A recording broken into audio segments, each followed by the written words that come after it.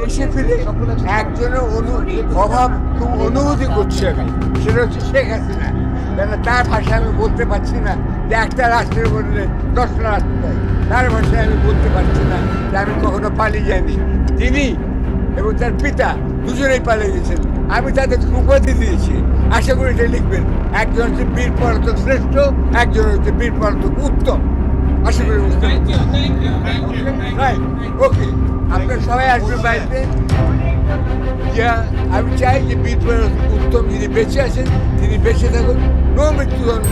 আর মৃত্যুদণ্ডের বিরুদ্ধে আমি কারো প্রাণহানি চাই না, কারো মরা চাই না। আমি তার বেঁচে থাকলে তার শাস্তি তিনি দেখতে পাচ্ছেন যে আমি মিথ্যা অভিযোগে আমাকে যেতে হয়েছিল। তারা বেঁচে আছি এবং আপনাকে এসেছেন, ছবি তুলছেন, প্রচার করুন, নির্ভয় প্রচার করুন। মীনাক্ষী চক্রবর্তীকে বিশেষ করে ধন্যবাদ জানতে চাই, কেননা সরকারকে সমালোচনা করাটাই হচ্ছে সরকারের সহযোগিতা করা। এই বাণী তিনি দিয়েছেন, এইটা আপনারা মনে রাখবেন। শুধু নির্ভয় সমালোচনা, আমি যদি ভুল করি অবশ্যই সমালোচনা করবেন। সবাইকে লাল বাজার শুভেচ্ছা। দেশবাসী শুনুন, আপনার ফুলের চাষ করুন, ধান চাল ডাল তো করবেনই, তার পাশে ফুলের চাষ করুন। এই দেশ ফুল প্রিয় মানুষ। আমি লন্ডনে ছিলাম বহুকাল, সেখানে ফুলের গন্ধ নেই, রং আছে। এখানে ফুলের গন্ধ আছে, রঙও আছে। এই দেশ অন্য দেশ, আপনারা বুঝতে পারছেন না। এই দেশকে এমন জায়গায় নিয়ে যাওয়া হচ্ছে যেখানে 18 কোটি 19 কোটি দেশের লোক একটাও আপনার অলিম্পিক মেডেল পায়নি। এটা বিদেশে আলোচিত হয়েছে, কেন বাংলাদেশ এত লোক থাকতো মেডেল পায়নি। উত্তর আপনারা জানেন কেন পায়নি। কেন আমি প্লেনে আস্তে আস্তে জনৈক বীরশ্রেষ্ঠ পলাতকের ছবি দেখতে দেখতে আসি। এখন এইসব প্লেনে এইসব ছবি বন্ধ করুন, ছবি ব্যক্তি বন্দনা বন্ধ করুন, ব্যক্তি পূজা বন্ধ করুন। এটা ইসলাম ধর্মেও বলে না। ব্যক্তি পূজা বন্ধ করুন।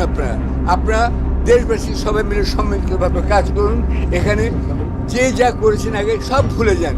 2 মাসের মধ্যে সব শেষ করে 2 মাস পরে দেশ কাজের গড়ায় আপনার লড়ে যান। আমি এখানে প্রেসিডেন্ট জিয়ার কথা বলতে চাই যে তিনি দেশ খাল খননের কথা বলেছিলেন। আপনার দেশের নদী খনন করুন। 56টা নদীর সঙ্গে আমাদের কানেকশন আছে ইন্ডিয়ার। এই নদীগুলোকে ভালো করতে হবে, খারাপ হলে ইন্ডিয়ার দোষ, এটা আমাদের বলতে চাই। তোমরা সবাই নদীর খনন কাজে এসে যান। এটা নদী মাতৃক দেশ, এখানে মাছ থাকবে, এখানে ফুল থাকবে, ফল থাকবে। এটা কোনো অভাবের দেশ নয়, এটা মনে রাখতে হবে। খামাখা আমাদের অভাবের দেশ করবে। আমি উড়ার পথে যেতে আগে চাই যে নদী পথ আপনারা সংস্কার করুন, মোস্ট ইম্পর্টেন্ট থিং। এবং সবচেয়ে বড় কথা, আপনার মাসের শেষে যেন মাইনে পান, এটাও দেখতে হবে আপনাদের সবাইকে। আপনাদের উত্তরাধিকারী যারা, তারাও দেখতে হবে। আরেকটা কথা আমি বলতে চাই, যারা প্রাণ দিয়েছেন তাদের জন্য অনেক ব্যবস্থা করতে হবে, তাদের পরিবারের ব্যবস্থা করতে হবে। আমার পত্রিকার যারা কর্মচারী ছিলেন তাদের পরিবার পরিজন, তাদের ব্যবস্থা করতে হবে। আপনাদের যারা অন্যায়ভাবে কষ্ট সহ্য করছেন এত বছর, তাদের জন্য আপনাদের কিছু করতেই হবে। কেননা খালি বীর পূজা করলেই চলবে না। বীরদের যাদের সন্তান আছেন তাদের অন্যভাবে শিক্ষিত করতে হবে, মানুষ করতে হবে। এটা আমার আর ধন্যবাদ। আর দেশবাসীকে আবার ধন্যবাদ জানাচ্ছি। আপনাদের সম্মিলিত প্রচেষ্টায় আমরা ফিরতে পেরেছি। আমি আবার আপনাদেরকে বলছি লাল গোলাপ শুভেচ্ছা এবং সবাইকে চুমু চুমু চুমু। এ ধরনের নতুন নতুন খবর পেতে আমাদের চ্যানেলটিকে সাবস্ক্রাইব করে বেল আইকনে ক্লিক করুন। দেখা হচ্ছে আগামী পর্বে।